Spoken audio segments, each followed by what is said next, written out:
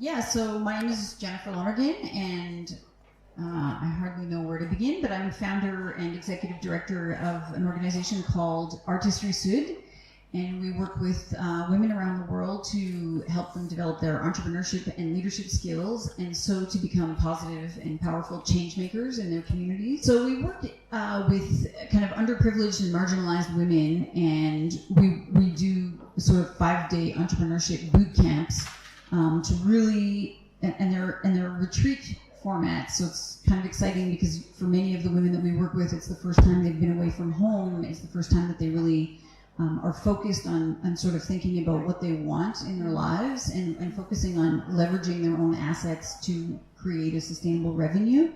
And it's very powerful because for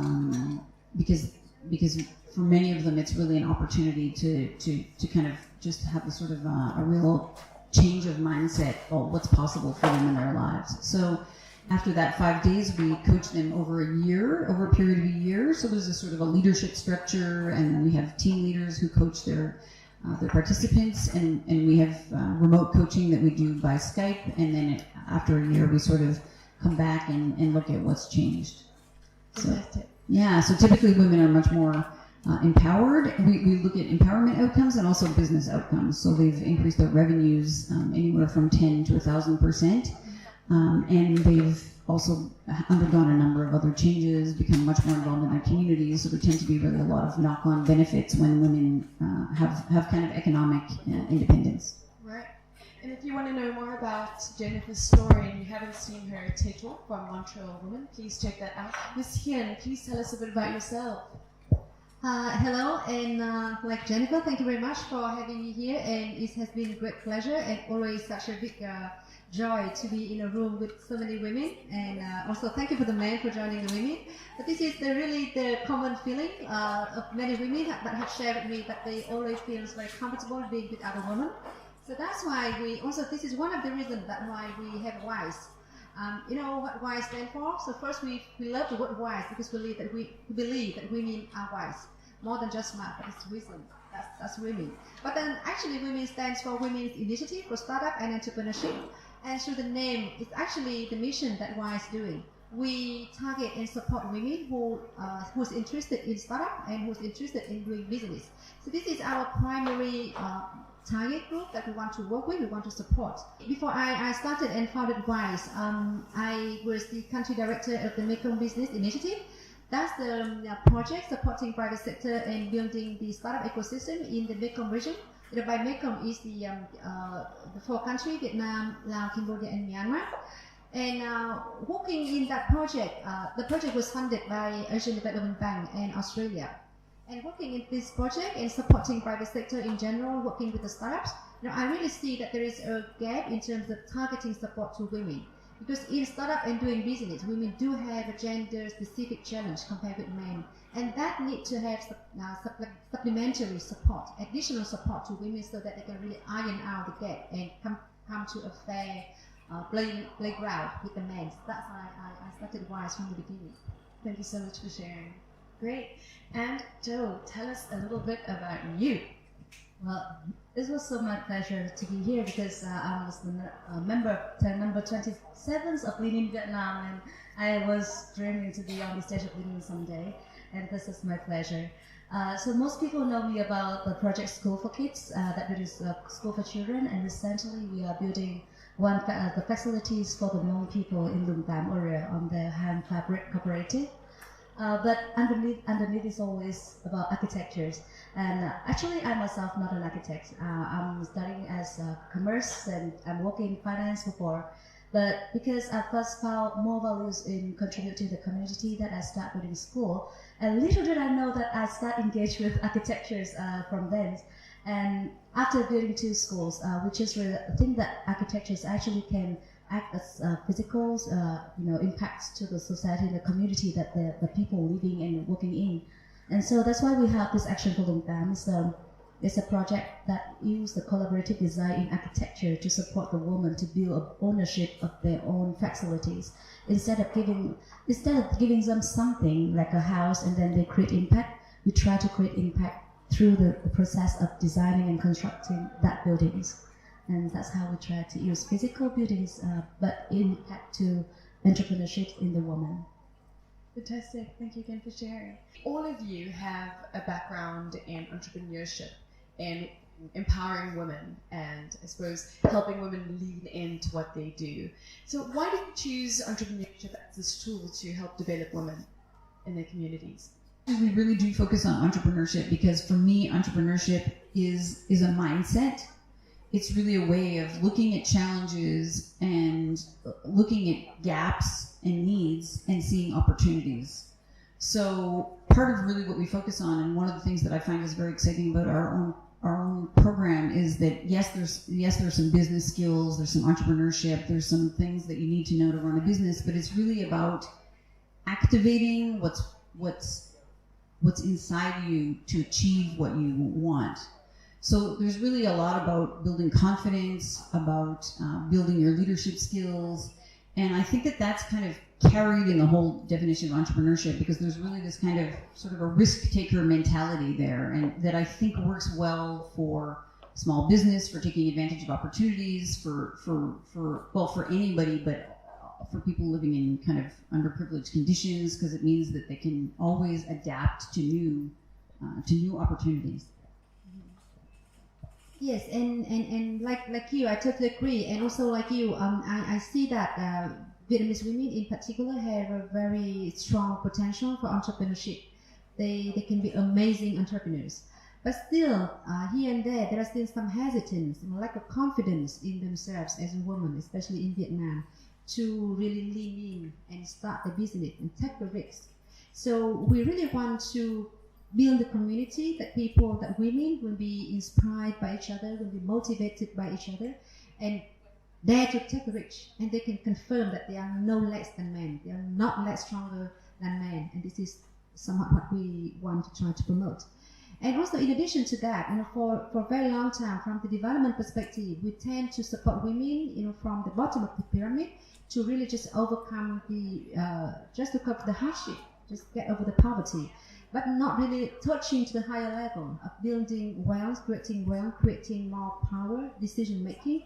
So entrepreneurship is really the tool to get them there. So once they can become entrepreneurs, they can be economically empowered, their voice will be heard, their decision will be respected, and this is a more sustainable way to empower women, not just to help them to get over poverty as such. Thank you. So, Joe,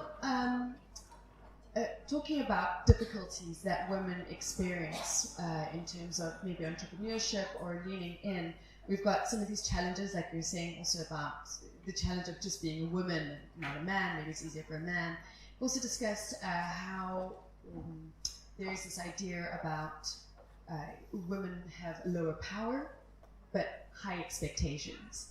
And maybe that is particularly a strong theme in the Vietnamese workplace, where a woman is expected to be a strong woman, a strong mother, but also she doesn't have much power to make choices for herself. Can you reflect on this for me, please?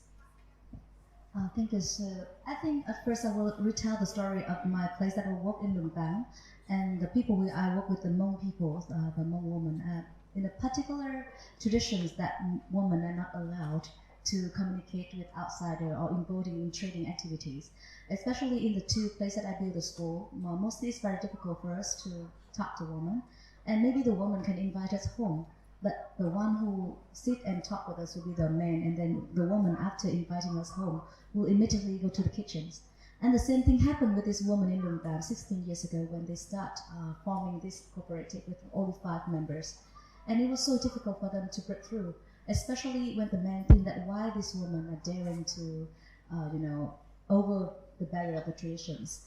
And they even burned the weaving frame, they even burned the hand field. They are not allowed a woman to, really connect to others. It took them 3 years, and also against the domestic violence, to be able to sell their first fabric to the market.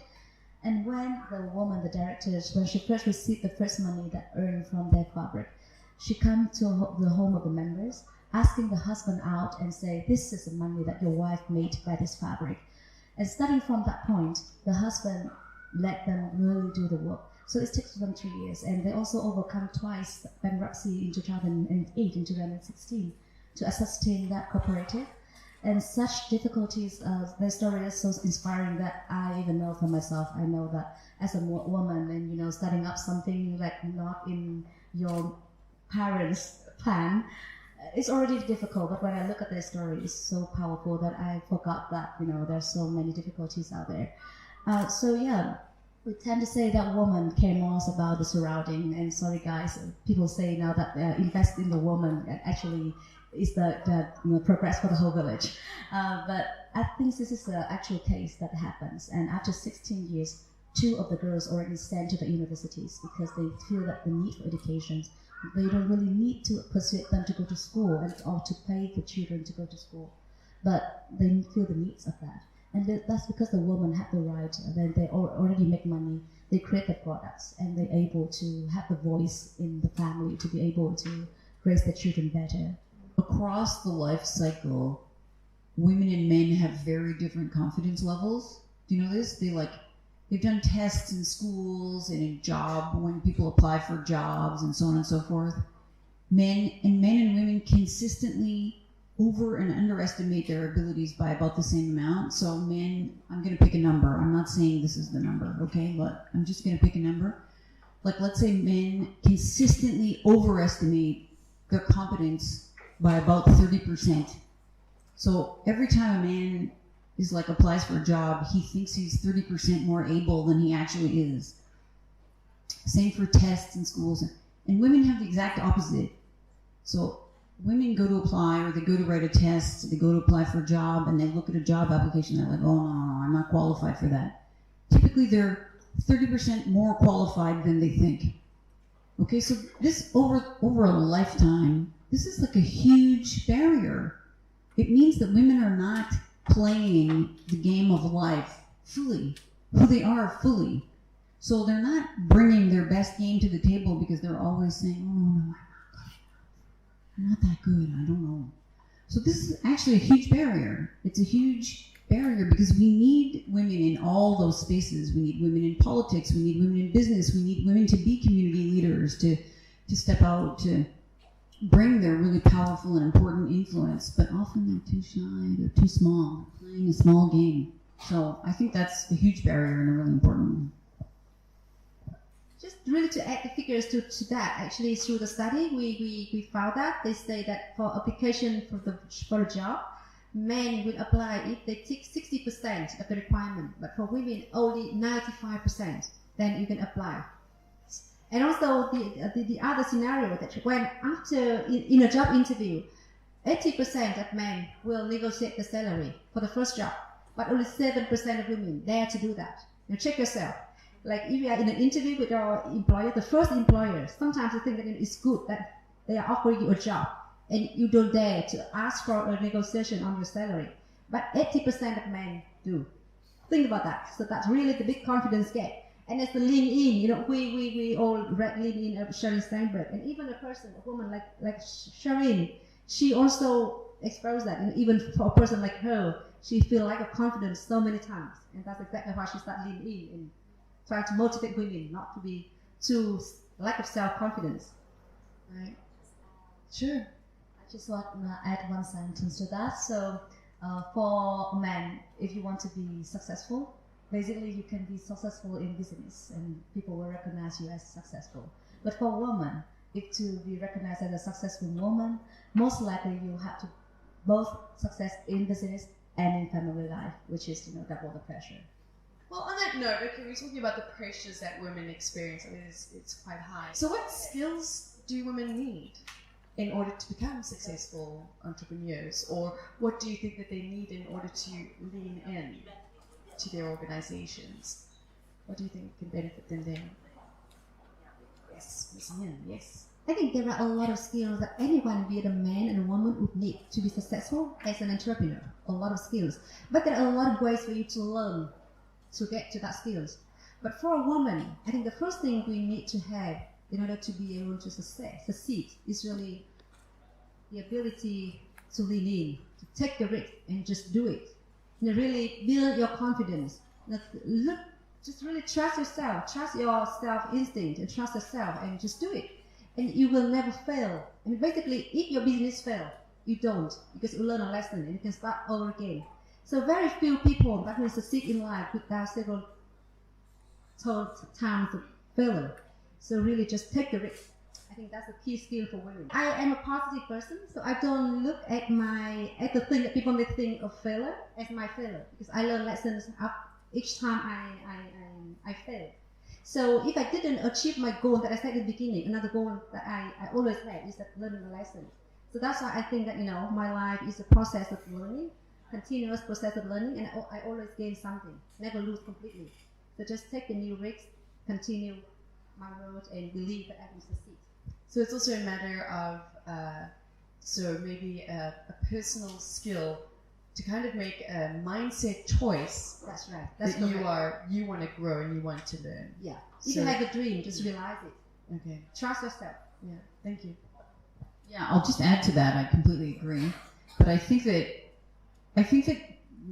people when people are thinking about starting a business or doing some sort of big thing that seems big, part of the problem is they look at the big picture instead of looking at the first step.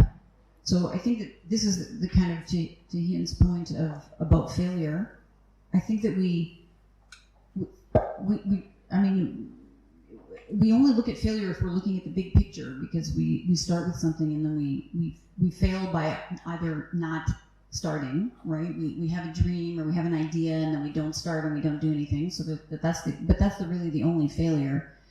And I think that if we can bring ourselves to start, do step one and then do step two, and I think to Ian's point, often we do step one and step two and we realize, we have to change our idea a little bit because it's not going to work this way, or this thing is actually not the way we want to go. And then, but I find that it's hard to think about success if you're just thinking about the big thing at the end. You really need to start something and do this thing and then take the next step and then take the next step, and then at step 3 you may find, that didn't go so well. You go back to step 2 and start a new step 3, but without thinking only of the big giant goal at the end, because sometimes things take their own path. My friend always says you can't eat an elephant all at once. You need to eat it one bite at a time. I'd love to hear all from you your personal growth that entrepreneurship has offered to your lives, how you've grown from that. I think one thing about being an entrepreneur is, especially when you're leading one of the organizations or your project, is sometimes you have to face with loneliness, because you're there, you are responsible for a group of people. You have to stand up and make the decision, maybe when there's no one around to consult you.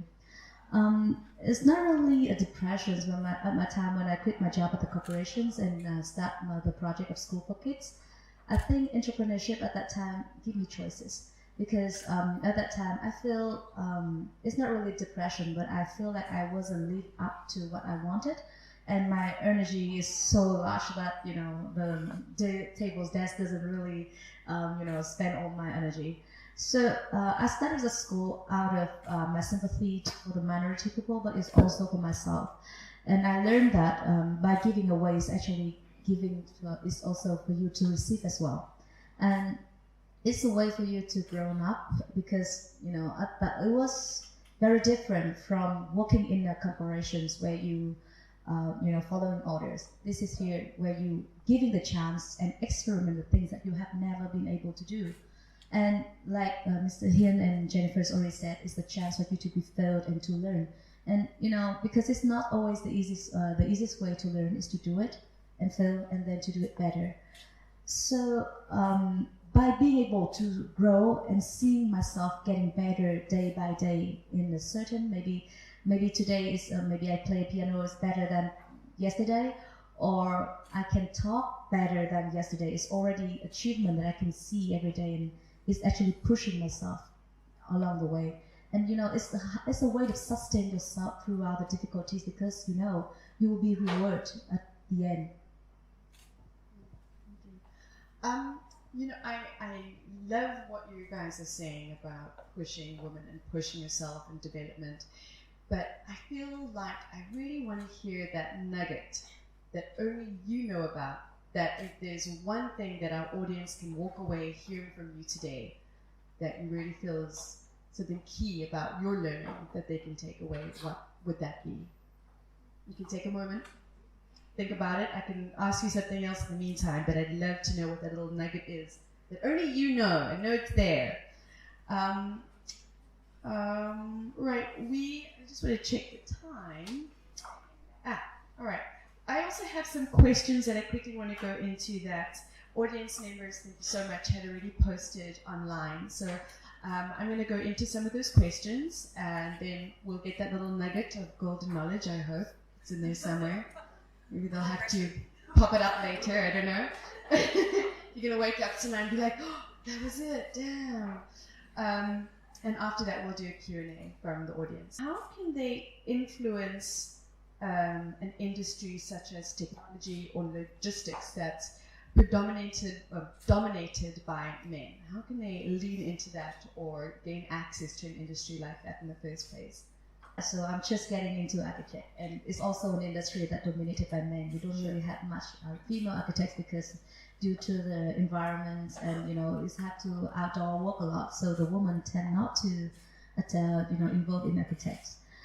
And I'm not an architect myself, but I feel like from my point of view, with backgrounds from social awareness and communities spirit, I engage the architects in a different field that we try to engage architectures in solving community problems.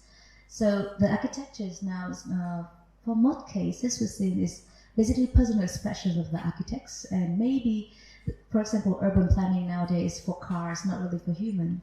And we, as myself, as a woman, who have a concern for the society and for the people who are living in, I'm trying to engage my perspective into those architectures and engage with them.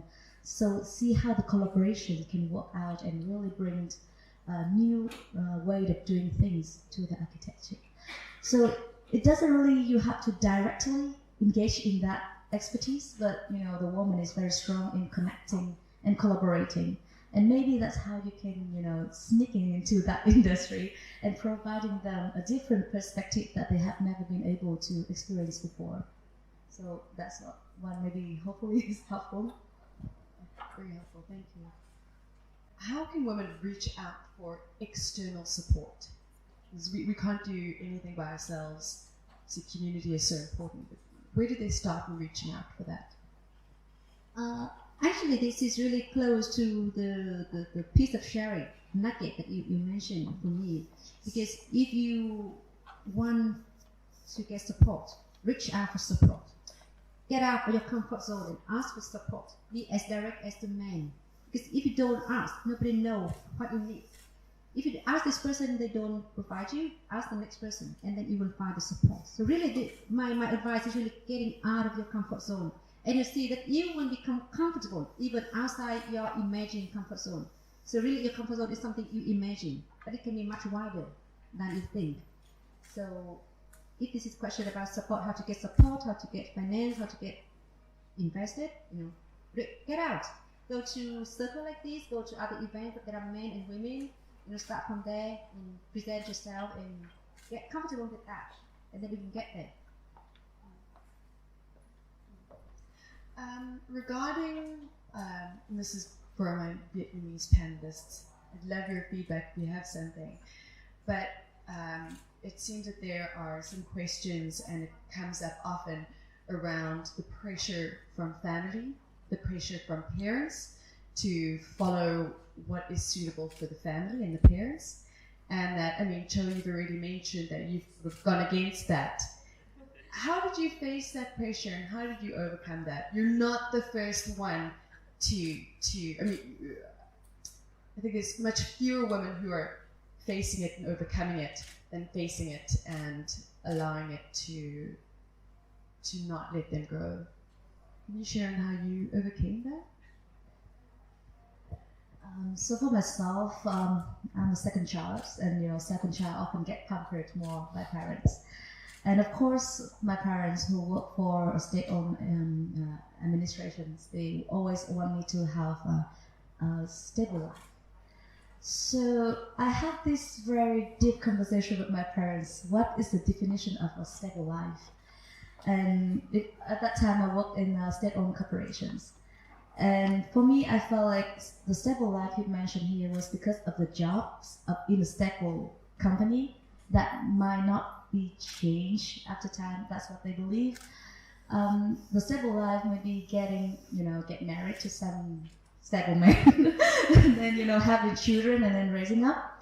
So I think a lot about it, and I think that I have a deep conversation with my parents. Like, so what is the definition of a stable life? Because I don't think that what happened to the company. What if I get married and I'm not happy? And what if I cannot raise my children? It's so much pressure, and I'm not ready for that. And I asked them about, in the end, what you want from me would be happy, isn't it? You always want the child to be happy and confident. And it's still an ongoing conversation. It's not easy to change the parents' perspective, especially you stay single for so long.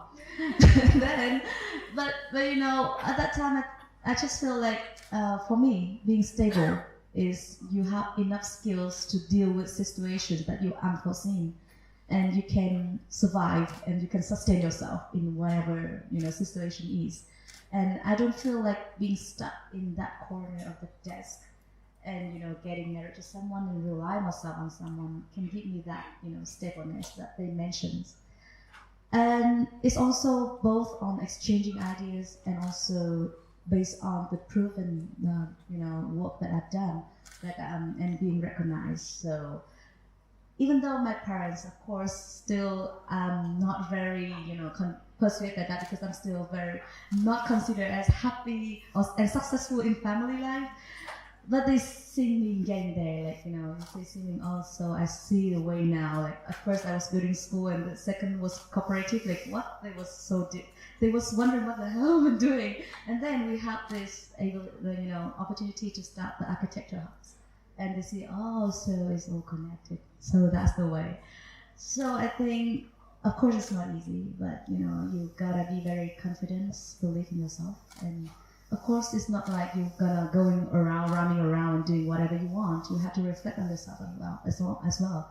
But the best thing is to understand about yourself what you truly need and what your parents truly want. Then have a direct discussion with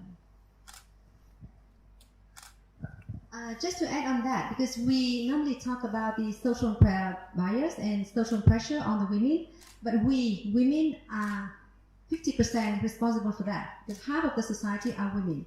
So sometimes standards are set by the society and half of it is by the women. So one thing I always try to advocate for is that women should be more tolerant with ourselves and with other women. So for example, if someone doesn't have a stable life in the traditional way, like getting married, having husband, children, everything, and someone is looking at that woman in a biased way, we the women should be the one to protest that, to be against that, and we among ourselves should look at this as a very normal situation, a normal standard, so that will really ease the pressure on ourselves and on other women. So this is a process of changing mindset, changing the social norms. So less and less people will look at women without adhering to the normal standards as something non-special, unusual. So really, women, we have ourselves first, we have other women first, and then the society will be like more tolerable to us. That's really something we try to always advocate. As an observer from these communities, is there anything you'd like to note? Or from your own perspective? Your own perspective is also welcome. I have an opinion, even though I'm not Vietnamese. I don't think this is actually related to being Vietnamese. I think, okay, I don't want to say that maybe your parents aren't different from mine. I'm sure they are. I'm sure they're everywhere. But everywhere I go, there's always people who are like, no, you don't understand because you're from somewhere else. You don't get it. Everybody's parents think they know what's best for them. Everybody in the world. There's no parent in the world who thinks my kid knows better what they want than I do. No, they all think I know. And I'm going to tell them and I'm going to make them. My father, too, tried to tell me, this is what you should be doing. Why aren't you doing this? So my father was a businessman, and he wanted me to come into the family business, and I faced resistance. So neither of my parents are educated. which I presume is not the case for anyone in the room. I don't know, but my parents were not educated. My father got kicked out of high school in grade 8, so he didn't even finish high school. So when I proposed to do even a degree, my first degree, my father was like, what is the point of that stupid degree? What are you going to do with that? Worse, I wanted to do a degree in history because I liked it. Right? I don't have Asian parents, but still, my father was like all about the practical. What? What is that going to do for you? That's the stupidest thing I've ever heard. So you have to, I do think that you have to, it's coming back to Hian's advice. You have to be prepared to be uncomfortable. Not everyone's going to love you all the time for the choices you make. Not everyone's going to think everything you do is fantastic. I'd love to open up to the audience if they have any questions for us. It's your time to shine. Then tell us a question. Hello everyone, my name is Ha. I have a question for the panel. So what is your advice for someone who wants to start up, who wants to enter entrepreneurship but doesn't really have an image of what she wants to do yet, doesn't really have a business idea yet, but she wants to enter it. So what is your advice for her? Thank you. There are 3 circles. Something you want to do, something you do well, and something you will be paid to do. And then the cross section of the 3 will be the ideal for your business. So you can do business with something you like, something you are good at, and something you will be paid for. So ideally, you get that cross section to identify. So if you don't have a business idea, but you just want to start your business, I think the first thing you really need to know what you want to do and what you are good at, because otherwise you cannot really start your business. Either you have to be extremely good at it, or you have to be love it very much, so you can learn more about it, so then you can really get something to sell, to provide, and to get paid for.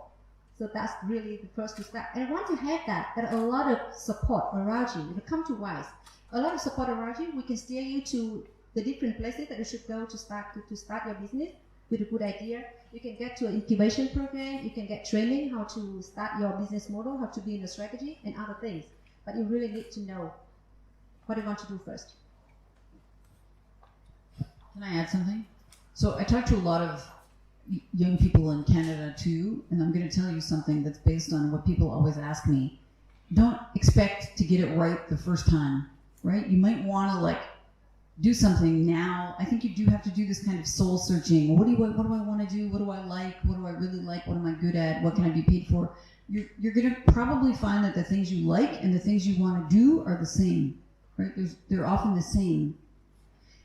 And sometimes it's not so obvious, the paid, at least in my experience. But I think sometimes people think too much about, am I going to be able to do this for 50 years? You don't have to think that far ahead. I think you have to think about, again, coming back to your first step, you have to think about something now. What is it you like now? And don't worry so much about if you're going to like it in 10 years. And I just want to add that before you start something, maybe you should ask yourself why you want to start it, why you want to be an entrepreneur. And it's always come with the reason, with your purpose first. And if you have a purpose, the purpose will be the one that lead you through the difficulties and the struggles on the way. Thank you for your question, Han. Anyone else? We have a question at the back there. Hello everyone, it's nice to be here. I am Tu, and I have a question for you, as I have a lot of problem with emotion stability between business and also my normal life. I got a lot of influence by emotions, and also in my decision making also. As I'm upset with my family, with my loved one, and then sometimes it's bring me the negative attitude to my business. And to my business, as I'm doing everything alone, so I often get stressed from there, and then I influence these negative things to my other life. So if you have any tips for my, how can I control with that situation? My tip is stop trying to control it. Boom. So again, I think this is the gender divide is here. Oh my God, I'm so emotional. No, that's the beauty. Quit trying to hate it. Just try to accept it as much as you can and work with it. But to the other thing that you said, I think that some of the things that you said, I think you can also structure your life so that you're feeling more positive about things, right? Because I think it's one thing to be kind of at the effect, to be affected by your own emotions, and another thing, which is completely normal, and that's what we want. I think that what the world is lacking is a little bit of emotion. I think maybe some more emotion would be a good thing. But of course, if you're feeling sort of discouraged or negative or unhappy, then of course you want to try to not be feeling that so often because it's not that fun. And I mean, maybe one of the things that jumped out at me when you were talking is to try to find other people. I think one of the reasons, I'm sure that all these people will say the same thing, one of the reasons why I feel really happy is that in the work that I do, I'm always surrounded by awesome people because I chose the work that's aligned with what I think is important, with what I value, with what I like. So I'm always working, these are the people I hang around with all the time. Okay, I'm not here in Vietnam all the time, but I mean, in my life, I'm surrounded by people that share my values, that have my vision, that are interested in the same things, because that's kind of who I gravitate to. So I would encourage you to try to find your tribe, right? Find some people, and then set something up, even if you have to organize, I don't know, a book club or a once a month, you meet with your fellow entrepreneurs or other fellow whatever it is that you're working in, and you come together to share positive stories or whatever, something, you can structure that yourself. I don't know if you guys have. I once read a quote, you are the average of the 5 people you spend the most time with. So if one of those people has a lot of money, or one of those people is not doing anything with their life, or one of those people is always reading and highly educating themselves, that is bringing up the average of where you are as a person. I thought that was quite interesting, and it's guided a lot of the choices of the people that I've picked in my life. Not that it's about me. Another question, please. We had one over there. I think she was the next one, and then we'll come to the front here. So I know that you have been working with a lot of underprivileged women. I know that Cho worked with women from Lundam. He worked with, you say that the women in the bottom of the pyramid. And Jennifer, I've heard in your TED Talks that you worked with women, like Latino women, who didn't have the chance to do business. So they were both very underprivileged. But I may come from a different background. So where I grew up, it was a countryside. But the life was not very difficult. All the girls got into school and were encouraged to go to college. But the point is, when I ask them about their decisions, they don't feel the need to change it.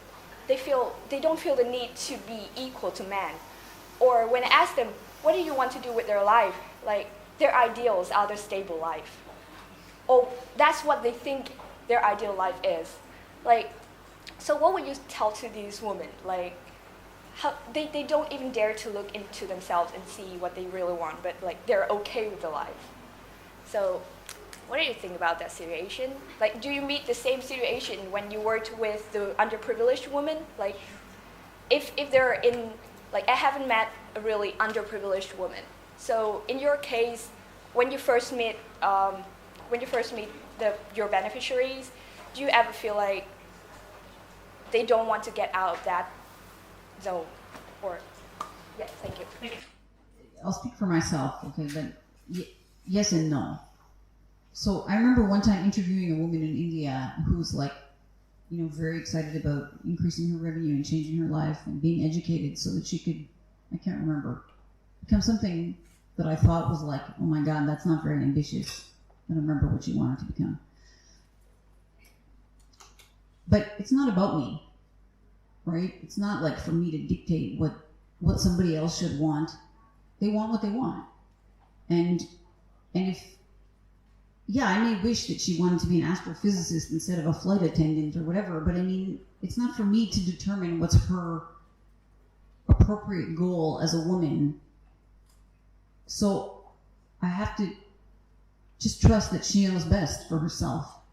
And maybe, like I'm saying, the advice I gave earlier is don't worry about what's going to be right for you 5 years or 10 years from now. Your life is a journey, right? You're evolving. You don't stay in one place. Like you decide you're going to do this thing or you're going to be this and this is how it is and then it never changes. No, things are moving all the time. So maybe that woman and maybe those women in 5 years or 10 years are going to feel a little differently. Maybe not.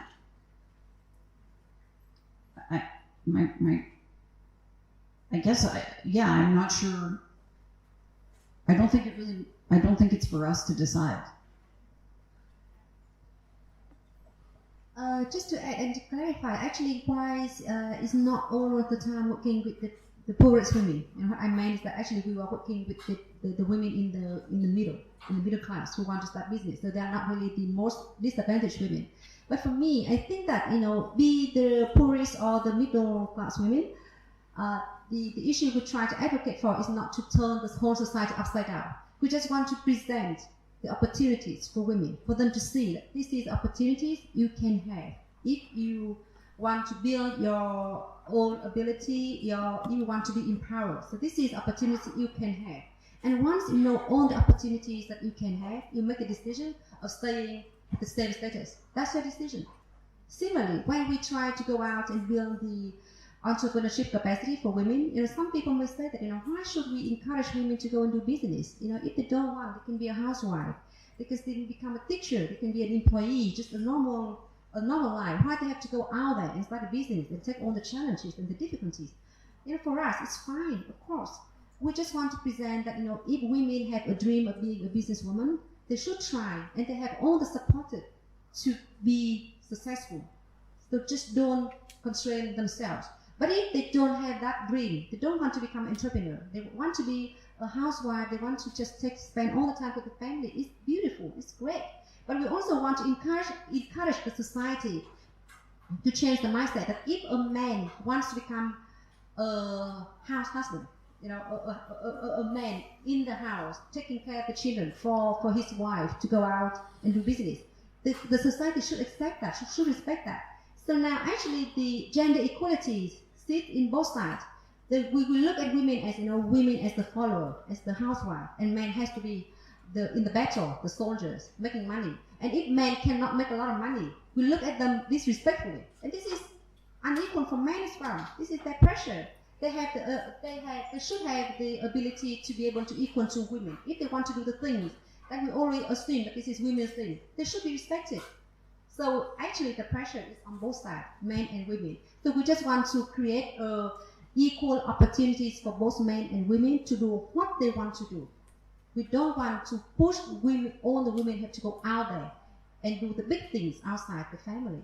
Just the opportunities that they should see. We have another question over here. Okay, so from the previous questions and in your sharing, you said just do it, take the risk, take the first steps. So think of myself, I'm also planning to do my first business ever, and I had no idea about how to do business. I have no background, I have never think of doing business. So I agree with you about okay, we need to stop doing it. But what is the first step I should step? Okay, I've been thinking, okay, if I do my business here, cooperate with someone who already have experience and they already have beautiful place, so I will have a lot of support. But the risk is I have to rent a place, so I have to spend money. So another option is parents has a piece of land, let's do it there. But it means I have to do it alone by myself. I don't have to invest to rent. But oh my God, I have no idea, I have no knowledge, and I have to take the first step, walking in the dark, in the darkness. I'm so shaky. What I have to do? And should I make a marketing plan? I talked to my friend and they said, no, you just do it. Just like you said, just do it. Do what? Should I just step into the business school? Is that the first step I need to do? So yeah, I'm confused.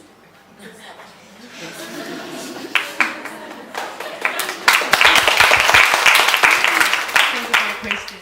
Of course, you can't go blindfolded. You can't just, I don't know what to do, I just take a step without knowing where you're going. So I think that if you just have a dream to do business but don't know where to start, you will identify several places that you can go to identify your first step.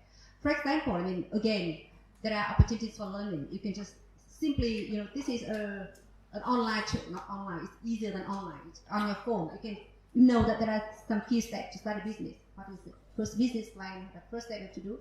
But also you can identify the opportunities like startup weekend. You can go to a weekend, startup weekend, when there are people like you gathering in one place, sharing ideas, teaming together, and start a business idea. You can go to some courses to identify what are the key steps to start a business. So there are places like that to do. But like for very technical advice, if you want to start a business, in terms of getting the very first step, identify the pain that you want to solve in the society. So, what is the problem? There are different kind of problems. It doesn't have to be too big. It can be just one problem, and you can think about the solution to resolve that. So this is the really first step: identify the pain and then work on your solution. So it is a bit technical in terms of how to start your business planning, but there are places for you to go there, find the people, find the mentor, find the partners together to build the ideas.